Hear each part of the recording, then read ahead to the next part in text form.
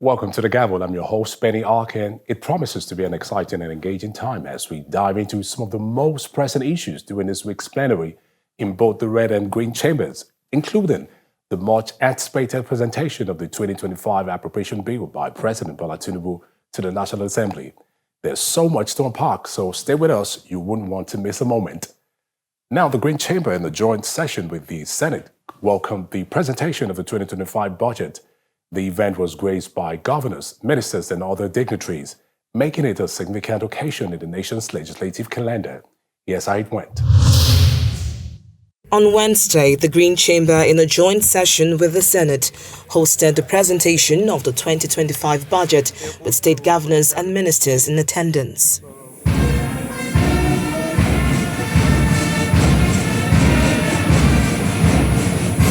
The ceremony began when President Bola Tinubu walked into the chamber. In his welcome address, the President of the Senate, Godswill Akpabio, disclosed plans to extend the implementation period for the 2024 budget, as well as the stance of the National Assembly on the tax reform bills. We have noted the 2024 budget performance of about 50% for capital expenditure and about 48% for recurring expenses. Given this great achievement, we have deemed it necessary to extend the lifespan of the 2024 budget to June 30th, 2025. The enabling law for this extension will soon be placed before you for your assent. As a testament to our appreciation for the great performance of the budget, we will make sure that we listen to Nigerians and dot the I's and cross the T's to the satisfaction of all Nigerians and for the benefit of this country. We will not kill any reform that you bring forward that will change the future of this country. The President was then invited to present the 2025 budget estimates. The 2025 budget seeks to restore macroeconomic stability, enhance the business environment, foster inclusive growth, employment, and poverty reduction, promote equitable income distribution, and human capital development. This budget allocation reflects the administration strategy, the strategic priorities especially, and the implementation of the Renew Hope agenda and its developmental objectives. Some of the key highlights of the proposal include a revenue target of 34.8 trillion naira with a 13.8 trillion naira deficit. The key economic targets of the budget include reducing inflation from 34.6% to 15% and improving the exchange rate from 1,700 naira to 1,500 naira to a dollar. A breakdown of the sectoral allocations reveal that defense and security will receive the largest allocation of 4.91 trillion naira, while 4.6 trillion naira is proposed for infrastructure. The health sector has a proposed budget of 2.48 trillion naira and education 3.5 trillion naira. Security is the foundation of all progress. We have significantly increased the funding for the military, paramilitary, and police forces to secure the nation, protect our borders, and consolidate government control over every inch of our national territory.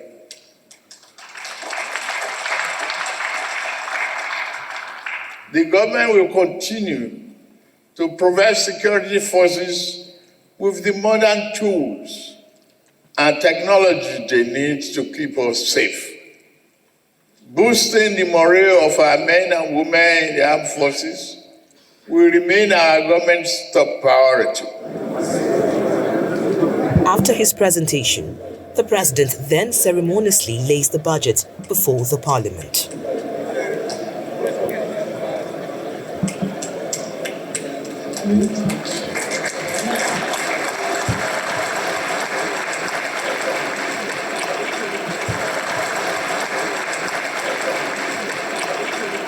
While delivering his vote of thanks, the Speaker of the House of Representatives calls for reflection on the nation's fiscal realities. Indeed, Nigeria's low tax revenue also remains a major constraint.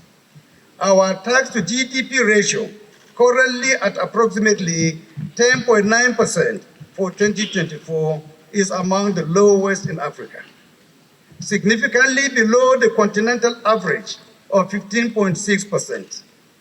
In comparison, South Africa's tax to GDP ratio stands at 25.4%, while Rwanda and Ghana, with more smaller populations, report ratios of 15.1% and 14.1% respectively. Tagged Budget of Restoration, Securing Peace and Rebuilding Prosperity. This is how lawmakers reacted to some of the indices and allocations in the proposal. Based on the parameters we have used in the medium-term expenditure framework, the inflation rate will reduce from over 35 to about 15%. That is to show that the GDP is also going to grow. So I believe that we are getting it right, and we will seek the patience of Nigerians to give this administration a little chance, and they will see that there will be a lot of transformation. You discover that defense have about 4.7 trillion, infrastructure 4.7 trillion, education and health put together about 5.7 trillion. This is the highest so far we have gotten in any budget of the Federal Republic. We haven't gotten this amount in capital development before. The presentation is coming days to the end of the year, and that will affect the January to December cycle for the budget implementation. This elicited some reactions from the lawmakers as well. There is no magic wand that will make it possible for the National Assembly to pass the budget this year. And even next year, it has to be probably first week or second week of February. Having said that, I think the president has, in my opinion, efficiently brought forward his thoughts and action. It is, of course, the National Assembly that needs to stand on its feet and verify the postulation of growth and development as clearly evidenced in the president's speech. You all agree with me with what we saw today that the president is doing well, the administration is doing very, very well. Look at the report from our Bureau of Statistics that the economy is picking up. I think we are present at about 3.5%. From the numbers, it's looking good. Shortly after the joint session, the Senate reconvened plenary to give legislative backing to the extension of the 2024 budget.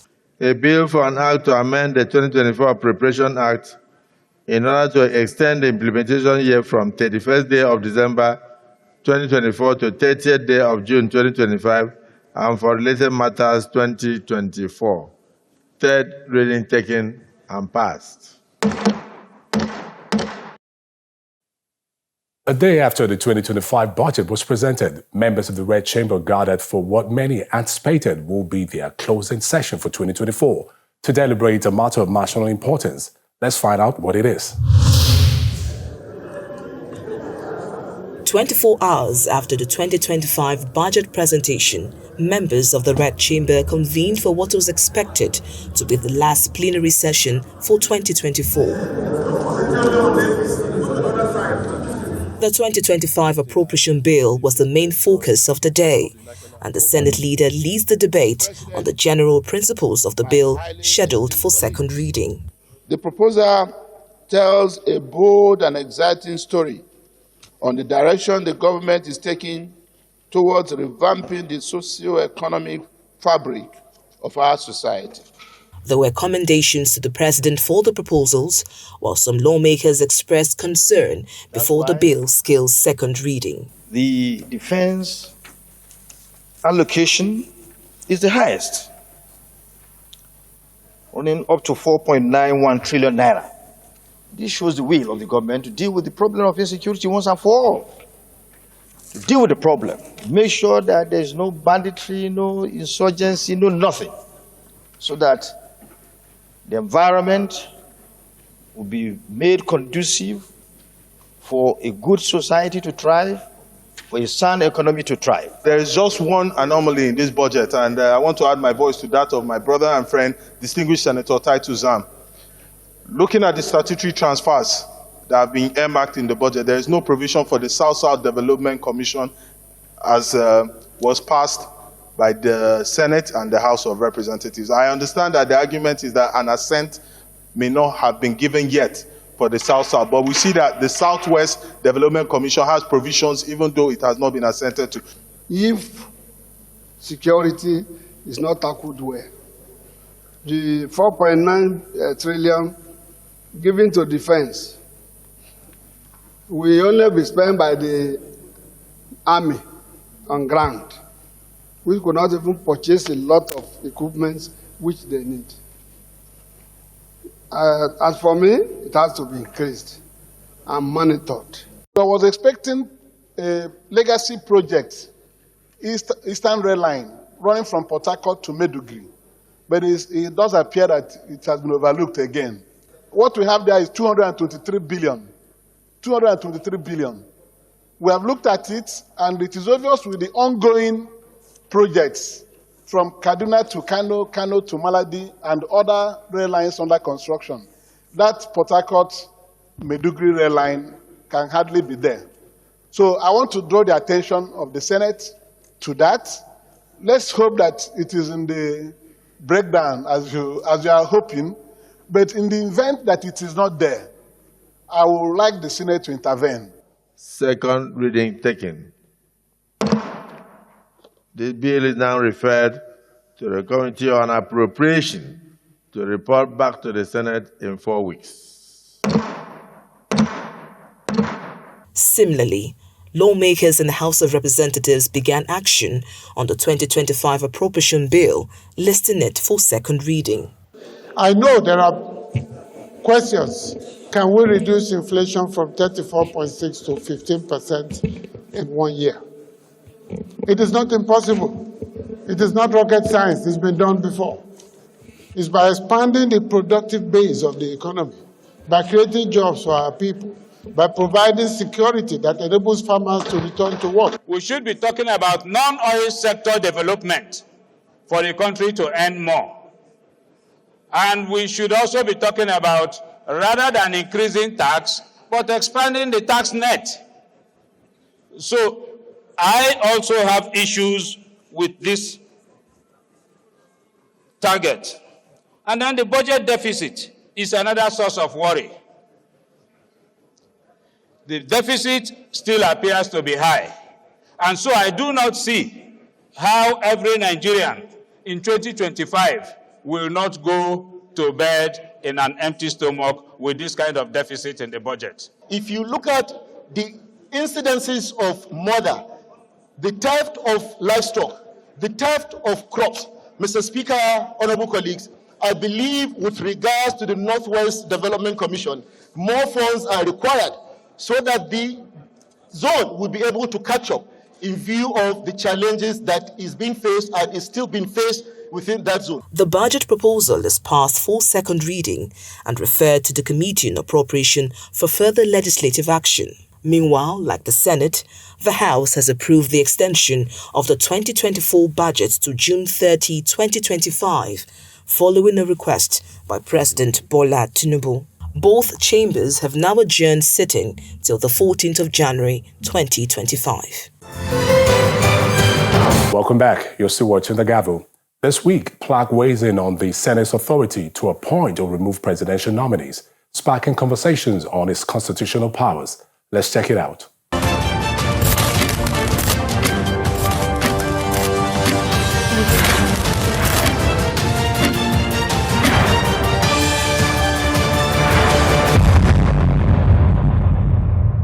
The Constitution gives the President powers to nominate ministerial nominees to the Senate for approval.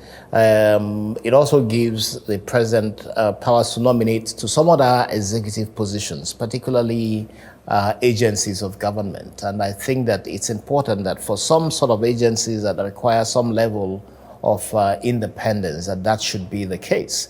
It also gives, with some respect to what you call the independent bodies contained under Section 153 of the Constitution, and this includes the Police Council, it includes the Independent National Electoral Commission, and so on, powers to the president to make nominations. And for INEC, for instance, it also requires that those nominations cannot be removed except with the approval of the Senate. So I think that for such bodies as the Independent National Electoral Commission, who must be insulated from executive interference, and the Constitution is very clear with respect to INEC particularly, that it shall not be subject to the direction or control of any person. So given those types of independent executive bodies, it is important that the Senate has powers. It is only the Senate that has powers to decide that a person be removed upon a motion submitted to it. But with respect to ministers, and it would appear to be the same case with the states as well, commissioners in the states, the president is the supervising authority for his ministers. He's the supervising authority for several other MDAs, departments and agencies of government. And the measure of their ability to perform would be based on the parameters set by the president. And if he decides that they are not performing, I do not think that we should include into the Constitution powers for the National Assembly to remove such nominees or such appointees. But it's also important to note that the Senate has actually powers, or the National Assembly even, including the House of Representatives, has powers to move for a motion to remove an appointee. Could even go further, because in some cases, and we saw that with the Security and Exchanges Commission when Mrs. Aruma Oti was the Director General, that the National Assembly defunded her agency because she failed to comply with several legislative demands on her in terms of her responsibilities. So I think that, yes, for ministers, for several heads of agencies, it's only the president that should really have powers to remove them. And I think that it's also something to begin to think about, a question of practice. For you to minimize incidences where the National Assembly feels that appointees are not who they approve their nomination are not performing, that nominations to ministerial positions particularly should have portfolios attached to it, so that in that case, the Senate is able to do a full scrutiny at the beginning to know whether a person qualifies or not. Any appointee or any agency of government that draws from the Consolidated Revenue Fund of the Federation is subject to oversight. Once you are spending from the budget, you are subject to oversight. And that oversight gives the National Assembly powers to determine how to carry out its oversight, including inviting specific officials of the agency or ministry or department. It doesn't even have to be a minister. It could summon a particular person, no matter the position of the person. It could even be a director, to come before it and respond to questions of oversight. I think that the concern a lot of people have had is that sometimes it is unclear when these oversight activities of the National Assembly is done altruistically, or when it is done as a matter of shakedown of the agency. And I think that's what everybody is concerned about. Beyond that is a question of coordination of summoning of officials of government. Because you have too many committees, in the House of Representatives, you have about 260 committees. In the Senate, you have 100 and something committees. Some of these committees are split into minuscule committees such that they could stretch their powers to include all of them or most of them inviting the same officials. And I think that that's really the concern that the executive has, that you could have multiple committees inviting multiple times its officials, thus detracting them from functioning. And I think that's what the National Assembly needs to go back to. The number of committees in the National Assembly, and that's a whole subject of conversation in itself. The number of committees in the National Assembly is excessive.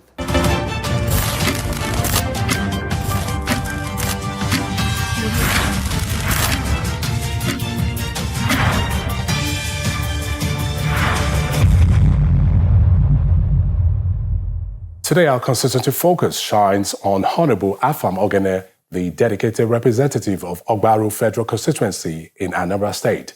Known for his commitment to community development, he has been a strong advocate for infrastructural growth, education, and flood control measures in the region. His legislative efforts continue to address the unique challenges facing his constituency.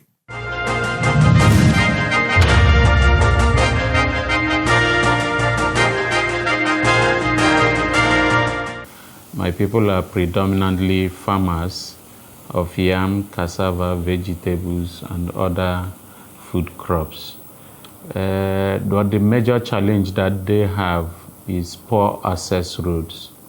In fact, the only major road that connects all of these 15 communities and linking up to the border with Rivers State is the Onitsha or Somala, Onitsha Atani or Somala Ogwibele Road. And that road was done halfway during the time of former Governor Peter Obi. Ever since, it's been a little push and shove here and there.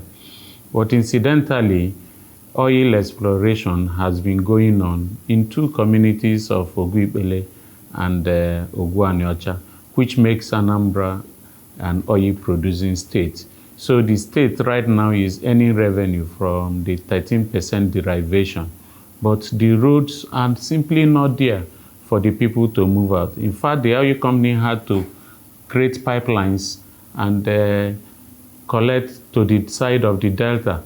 So they actually take this oil across the river to the delta area.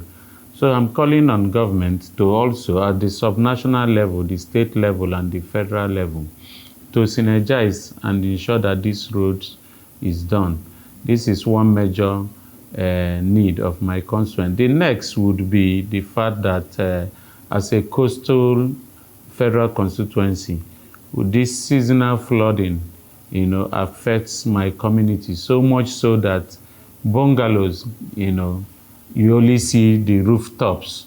It's as bad as that. And so I'll also be pushing for holding centers. Each year they ask people to go upland.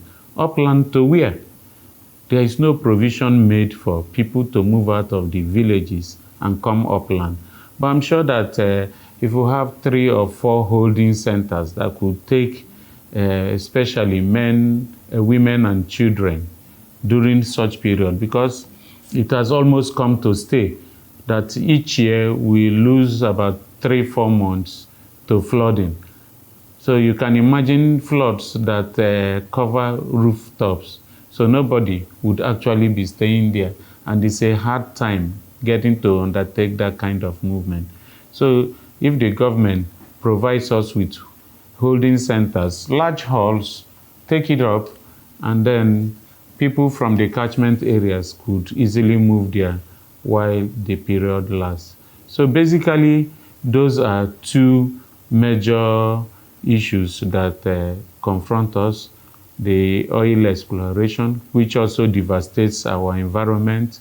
And so I'm calling on the government that whatever they are doing with regards to community participation in oil production, they should factor in the various communities of Ogbaru because they are also all negatively impacted. My plans is to always be their voice, and that I've started because if you don't say you are here, nobody would remember to say you are at that particular point. So, given my own background as a journalist, I've offered to be the voice of the people, which I've been doing even in my first incarnation as a legislator in 2011.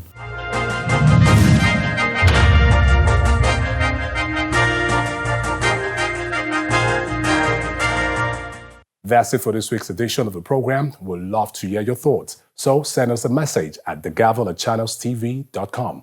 Thank you for joining us. I'm Benny Ark. See you next week, same time. Stay safe and be well.